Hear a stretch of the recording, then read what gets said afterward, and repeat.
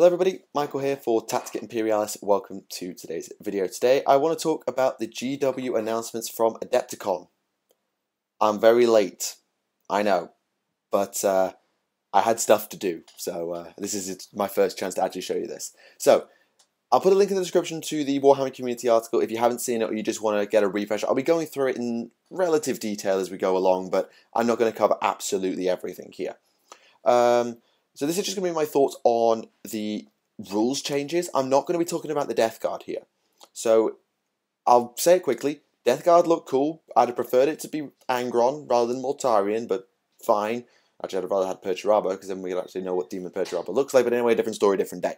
So let's get on to the changes for the rules. And can I just say, props to GW. Okay, I am actually really on board with a lot of this. I'm going to be nitpicking, because nitpicking is something I'm very good at. But as a read, like first read through, I am really positive about these changes. I've read these now 2 or 3 times. I know what's going on. And I'm really positive for it. And for the record, if you didn't like AOS because of its rule set, and you like this, then you are a hypocrite. Because this is taking a lot of AOS systems and integrating them in, and it works. And a lot of the reaction I've seen, at least from the people I've spoken to or seen on the internet, are generally alright with it. I mean, it's not perfect, nothing is. It's GW, it's the world, nothing's perfect. But on the whole, these look like positive changes, and I'm really excited for them. So, let's get started. We'll start off with Duncan's little interview. I won't show it here. 1, for copyright reasons, 2, because editing issues. And basically they were just talking about a potential change to Deep Strike. So it looks like Deep Strike's going to be getting a change. They don't say what that change is going to be, but they say Deep Strike is going to be getting a change. And as someone who runs an army entirely based around Deep Strike, I'm alright with that. I would like to see a way to help mitigate some of the scatter risks, because I rely hugely on my homing beacons to not screw up, and it would be nice to have a bit more Deep Strike mitigation in the game. By all means, make the Deep Strike mishap table absolutely brutal, but I would like to see a little bit more protection for Deep Striking units. Not necessarily drop pods, because they have their own inbuilt system. Trigon's the same, but for my battle suits particularly, it is very high risk to try Deep Striking, so I would like to see some changes there, but I don't really know what those changes are. I'm interested to see what they're going to be. And they also have a discussion about base sizes, and I think this mainly has to do with the fact that Space Marines got a base size change not that long ago with the most recent tactical squad. And I think they're basically saying any bases are allowed, and they may take an AOS-like approach where you measure model to model rather than base to base. I'm not sure if they're going to do that. They might. If they do, it has its upsides in that your army is actually a little bit more maneuverable, because you can like climb on bases and stuff. But it has the downside of your models are another like ½ an inch apart all the time, which for checking ranges and things is a bit of a nuisance. We'll see. That's just my speculation on the idea. So now we get Pete Foley's little interview, and honestly, he's makes some really good points. He talks about the FAQs and how the community contributed to them, and they did. Like, we all got involved and gave our thoughts. I personally didn't, because I didn't get a chance to make a video on them at the time, because I wasn't that interested in the tabletop at that moment in time. But the community fed back about them, and we had a huge FAQ and errata. It was really, really helpful. So, yeah, good times. Right, we're getting a General's Handbook for 40k.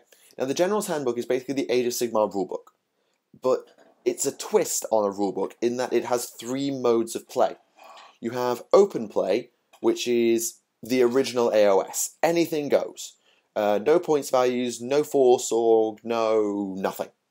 Anything goes. Do whatever you want, make your own custom rules, well, maybe not custom rules, custom scenarios, custom builds, no restrictions, just have at it. And that's nice in its own way, because if you want to create custom scenarios, then you can now do that with open play without having to worry about points values and rule balance. You can actually just make an army that works. For example, the 8 versus the never-ending horde of Tyranids on V or Loss. you could do it in open play unless it comes through narrative play. Narrative play is going to be brilliant. It's a campaign setup system, so it allows you to play thematic games, try out old scenarios with pre-built armies and special rules, build your own campaign maps and things like that.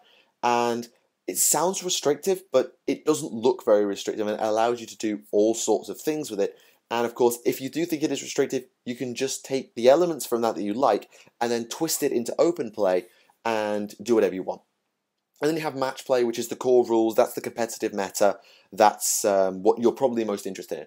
But the fact that they're giving us open and narrative play is a real benefit, because they're basically saying, if you want to play competitively, go for it. Here's matched play. Here's our best attempt at a competitive rule set for you. Have at it.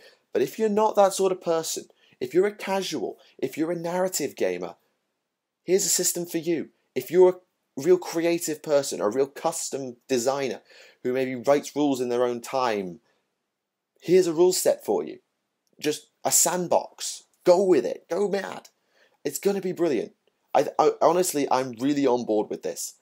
And they talk about they talk to tournament organizers, apparently, or event organizers in general. That this is actually something that they benefit from. So maybe you'll see narrative play tournaments. Well, maybe not tournaments, or maybe open tournaments with custom scenarios. So I really think this is a positive change. Now, speaking of positive changes and narrative, army selection. Okay, this is the best thing. This is absolutely the best thing. Command points. One of the things that comes up a lot is the idea that people should be rewarded for taking thematic armies. Seconded. It's a sentiment we agree with, and so we're looking at introducing command points, a mechanism to reward players who structure their army like their in-world counterparts, with re-rolls and army-specific rules throughout the game. Oh my god, yes. Oh my god, yes. This means fluffy armies are good, if you build them right. I'm so down. I'm so down. Now my battlesuit army gets some buffs. Not that it maybe needs it, but I can now re-roll maybe a scatter dice, which is amazing. Or I get a bonus to my boosters because I'm running Tau, Farsight Enclaves, and that's my army trait for taking a thematic list. I am so down with this. I'm so down with this. This is fantastic. And it will really shake up the meta. Well, it has the potential to, because hyper-competitive armies, rule of thumb, are not that thematic. They take the best units in their books and they go. Thematic armies are not that competitive because they're trying to build around a theme, whether it's battle suits, or a Space Marine battle company, or a guard regiment, or an orc clan, or whatever it happens to be. They're building around a theme, or a gimmick, where maybe it's an all-airborne list, like everything for Tyranids that has wings in your army. Which is a list I think Kieran has debated coming up with. And they're not going to be as competitive. But if they get these bonuses, and these bonuses are actually meaningful, that could actually bring the fluffy armies up to around the competitive armies level. The hyper-competitive armies will still probably be better, but the gap will close, and it means that fluffy armies and people who are fluff-minded like me could actually go to a tournament and, assuming they're actually good at the game, not suck. I'm so down for this. This is brilliant, both for casuals and for competitive-minded players. It's just brilliant, because, well, I find Riptide Wings stupid, and I wish they would go and get scrapped and sent out the metaphorical airlock. And the fact that, well, now I can run an all-battlesuit army that doesn't use a Riptide Wing and get bonuses without being forced to do that and still be good. So yes, so much yes. It will need some balance checks though, because otherwise it could be too obscene and then we have a whole different meta, but at least it will be narratively fun. So I'm down. Movement. They want the movement value back. And they also go on to say, every model should have cool bespoke rules. Not only would that be more fun, yes, but I mean you only need to learn the rules for your models. Now, this is important because I have a funny suspicion that we're going to be getting War Scrolls, or equivalent to War Scrolls. War Scrolls in AOS are basically self-contained data slates. So on the AOS app or in a battle tome is every unit's war scroll, and that contains all its stats, all its special rules explained, all its weapons, and all the rules associated with those weapons explained, or at the very least laid out for you, and what it does, how it operates, everything you need to know about that unit is in one place. Now tell me it's not annoying to go into your codex and say, okay, first time I've ever used this unit, what are they armed with? Okay, this. Okay, what's that? Now I need to go over here. Okay, that's what that is. What does that mean? Oh god, I need to check the rulebook. Get the rulebook. Go trawling through Universal Special Rules to find out what that Universal Special Rule means. It takes an age. Pun not slightly intended.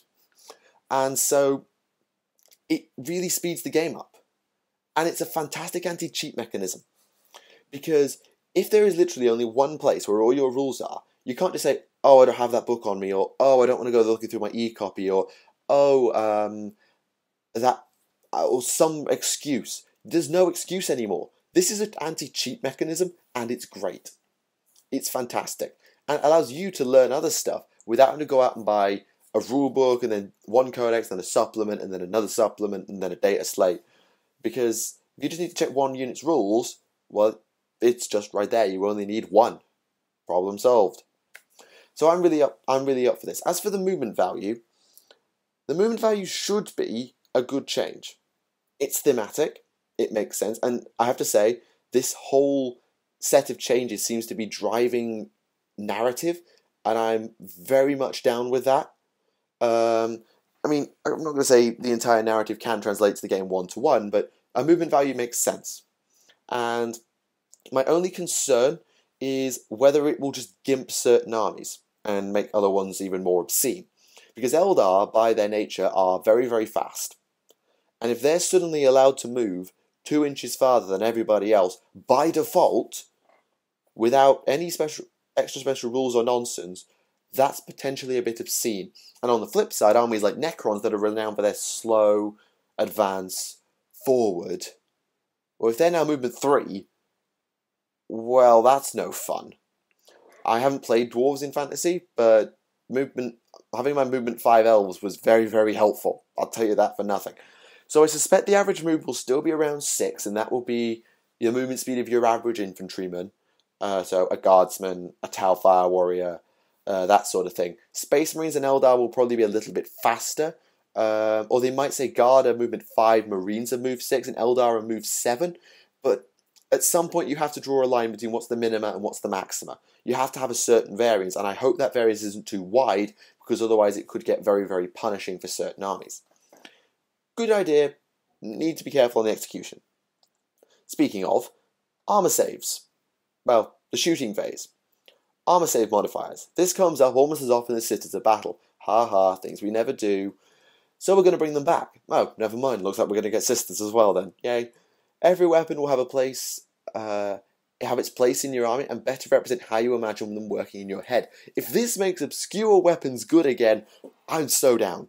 Pulse carbines right now in Tau have absolutely no use because, well, pulse rifles almost match them for range on the 2-shot mode and can outrange them with their single-shot mode by a country mile. The only difference is they're a bit slower and they don't have pinning. But who cares? Why would you ever take pulse carbines? Well, now you do have, and you might just have a reason. I mean, I know there are reasons for carbines, like they have pinning and stuff, and they're assault, but obscure weapons might just get a buff out of this. Now, this system is beneficial. The more beneficial, the worse your save is. If you've got a 6-up save, then I don't expect there to be, oh, most weapons have a -1 modifier. I expect a lot of weapons will have 0 rend. Rend is the AOS equivalent to this rule, because this is a straight rip from AOS. And most weapons in that game are no rend. There's a fair bit of rend 1 knocking about, so if you've got a 6+ save, maybe a bit more often you'll get your save. If you have a 5+ save, you benefit massively from this, because AP 5 in this game is very, very common. Rend 2, I don't think will be very common because of the damage it can do to the high save units. So if Rend 2 is just very commonplace, then, well, what's the point in high armor save units? We'll get to them in a minute. So I think 5+ save units benefit from this a lot. 4+ save units benefit from it even more, because a lot less of there's so much AP4 in this game. Not as much as AP5, but there's so much AP4 in this game. Armies can just have AP4 out the wazoo. And so these armies now get a save again. And this is going to be really useful. Even if it's only a 6-up, they're going to benefit from it. Where it gets problematic is your good save units, your 3-up save and 2-up save units. Because there's not a lot of AP3 and AP2 in this game, comparatively speaking. Some armies have a decent amount of it, but the amount of actual AP3 in this game, or better, is quite rare compared to AP4 and AP5, obviously. So if suddenly Rend 1 becomes very commonplace, well, Marines just lost a point of save, and Terminators just lost a point of save, generally. And that means that their chance of passing their save has, in the Marines' case, gone from of passing has gone from 2/3 to a half, which is a 16% shift. And for Terminators, it's gone from 5/6 to 2/3. Again, a 16% shift. So it's going to hurt them quite a lot. I mean, the chance of failing your save just doubled if you're a Terminator against a Rend 1 weapon. And if Rend 2 is very commonplace, then there is absolutely no point in a 3+ save. A 3+ save becomes flak armor at that point, and at that point it's not very good. And the Terminators go from a 2+ to a 4+. That's, in both cases, that's a 33% shift in how good your save is. That's extremely punishing.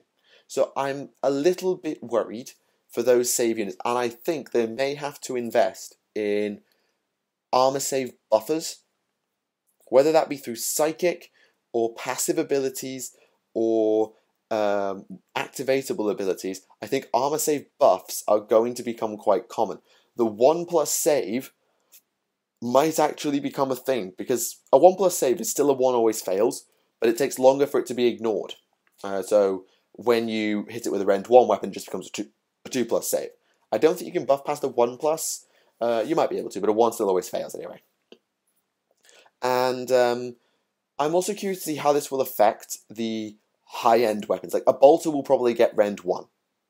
I'm gonna guess a bolter will get Rend 1, and a pulse AP5 will probably become about Rend 1, maybe AP4 as well. But when you get to the high-end weapons, what rend are they going to have? Plasma guns, melter guns, las cannons, rail rifles, that sort of thing. And how's rending going to work? Is that going to be like mortal wounds from Age of Sigmar, where it just is an automatic wound and ignores your save? We shall have to see. And again, great concept, just got to be careful on the execution, because while I'm not saying I want Marine-dominated metas, and I'm quite happy to see more diversity and the low-save armies are more commonplace, I do worry that this will actually kill Marines as a force if they're just having their saves knocked down to the same as basic guys all the time. Now, probably the change I'm happiest about is in combat. Charging units fight first. Oh my god, yes. Just... yes. Yes. Yes. Charging units fight first. Orcs. So much orcs. You don't understand how painful it was to play as orcs in 6th and 7th edition and be initiative 2 and charge into everything and have them attack first, and because you were like flimsy because you had a 6+ save, you just died. But now you get to go first. This is the best thing. I know I said army selection was the best thing, but this is the best thing. This is brilliant. It makes so much sense. I'm charging at you. You're overwatching me. You hit me with Overwatch, and then you draw your melee weapon and attack me before I attack you, even though I'm already swinging my melee weapon. That makes no sense.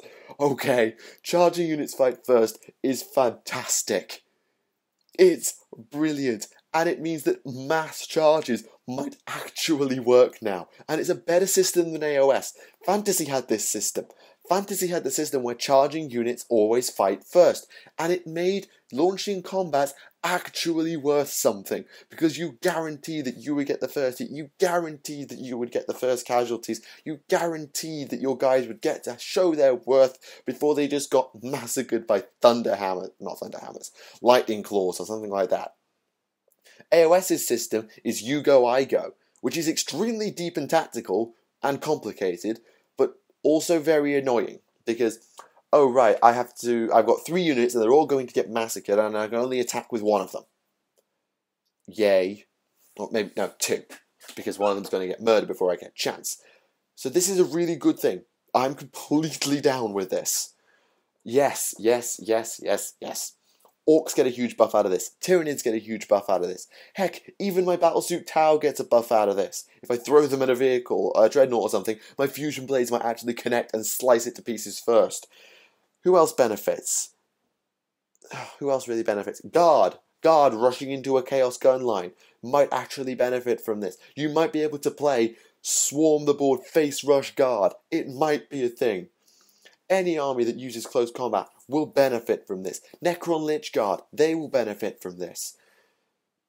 Plague Bearers will also benefit from this. Some armies will lose out. Eldar will actually lose out here, because they don't care about whether they're charging or being charged, because normally they're faster than everything else because their initiative's stupid. So if they're now being charged, they're going to lose out. But I think this change is necessary to balance the fact that Overwatch exists. The fact that Overwatch exists makes it extremely annoying to charge things. And now you have an actual justification. Say, oh, you're going to Overwatch me and attack first? That's no fun. Or what's the point in launching a charge at all? Because, well, it's just no fun. But at least they get to attack you first now. This is a brilliant change, okay? This is a fantastic change. More of this, please. And also, the fact that it says that armor save modifiers are coming back, that will also probably apply to melee weapons. Big choppers have a purpose. Compute. Yes. I am so happy with this change. This and armor save modifiers for close combat is fantastic. For shooting it needs a little bit of ironing out, but for close combat it's brilliant. Okay? Right, final change. Sorry, I'm ranting. Morale checks. They're bringing in the AOS system. So how it goes is, instead of just rolling 2d6 and trying to beat your leadership score, you roll a d6, add that to the number of models your unit has lost, subtract your leadership, and take that many additional casualties as units run away. This could go either way, and if they implement this system, they have to nerf everybody's leadership. They have to, because guardsmen are leadership 7. To guarantee that a guardsman will run away, you have to kill 7 of them, and because then the d6 minus leadership. To do an average, you will need to be killing 4. You'll need to kill 4 guardsmen to make another one run. In a 50-man blob, that's going to take ages. I think what they'll do is they'll generally give everybody a small debuff to their leadership. Not a huge one, but think about a leadership 10 unit actually. Instead of a leadership 7 cards, think about a leadership 10 unit of, I don't know, demons. Demons are a terrible example. Necrons. Let's go with Necrons then. You want to make 1 Necron run away, bare minimum, you have to kill 5 to stand a 1 in 6 chance of making 1 model run away. You have to kill half a unit to make 1 more run. Leadership 10, I think, is dead.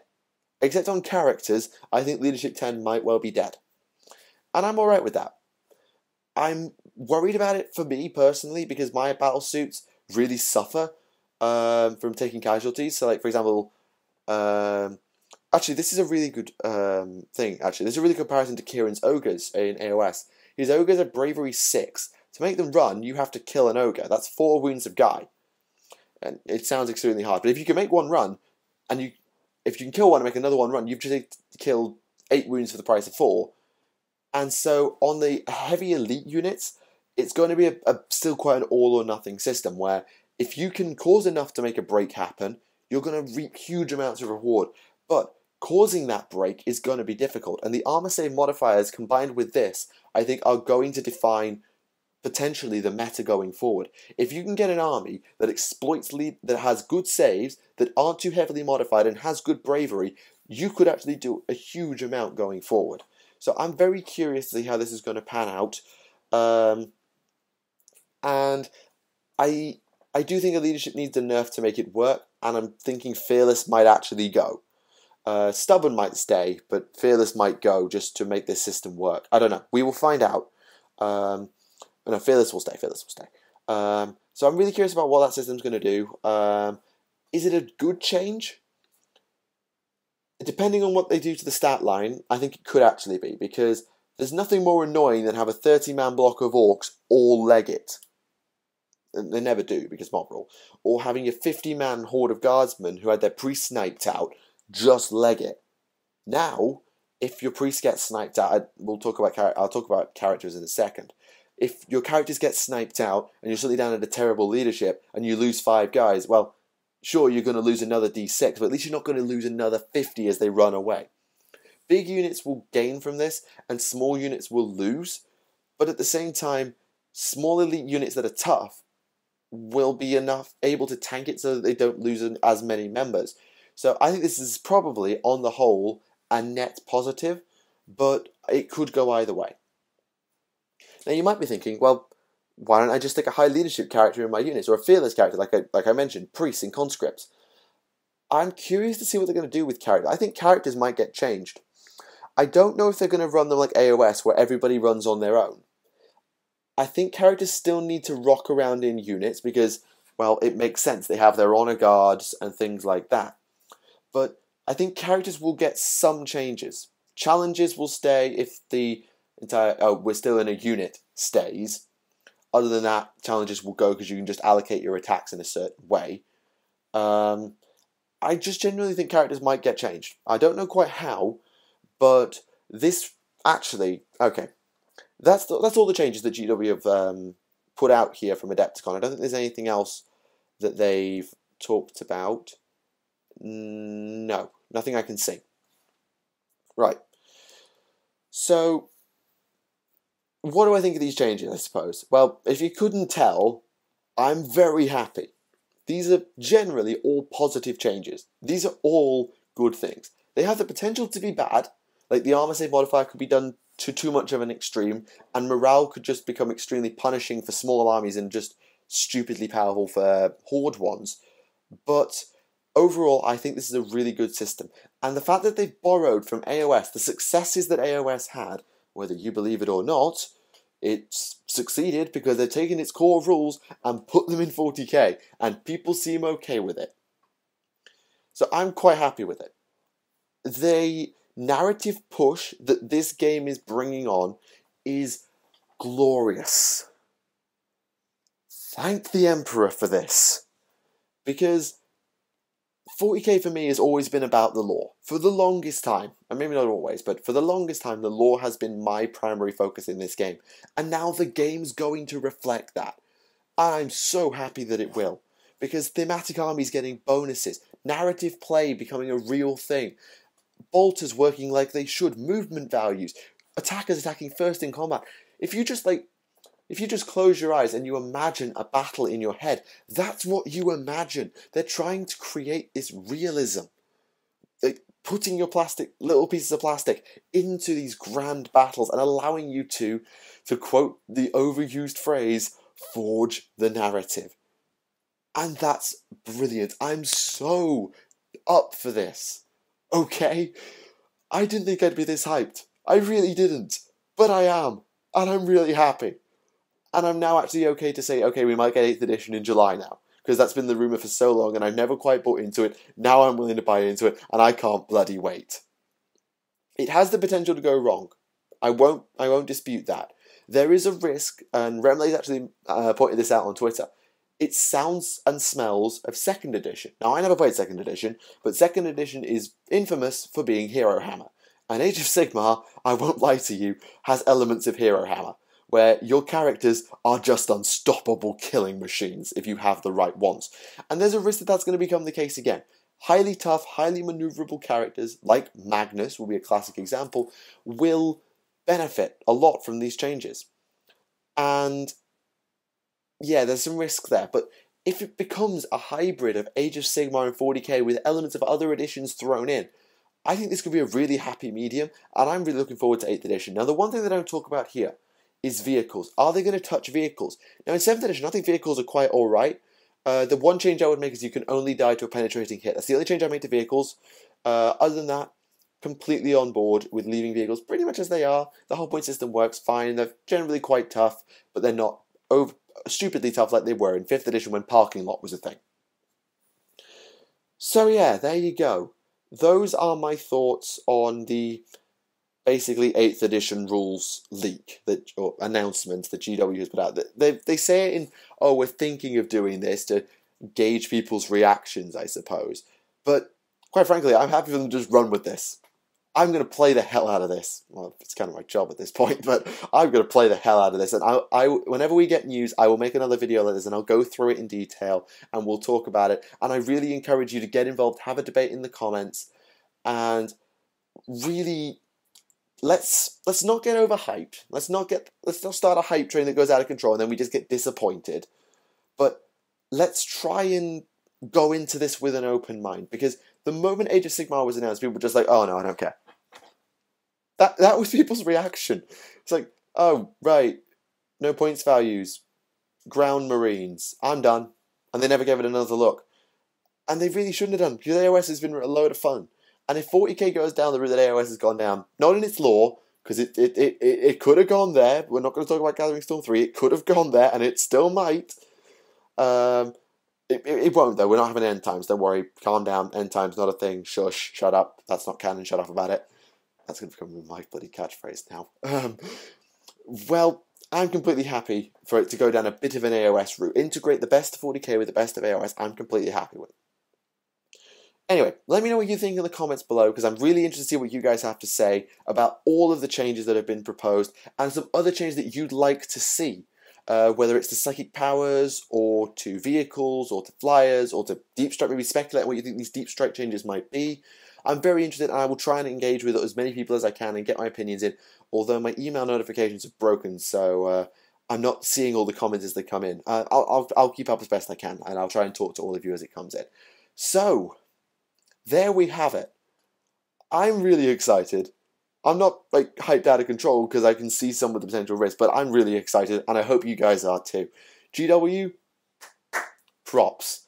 Thank you all for watching. My name is Michael for Tactica Imperialis. Until the next time, I'll see you all again. Goodbye.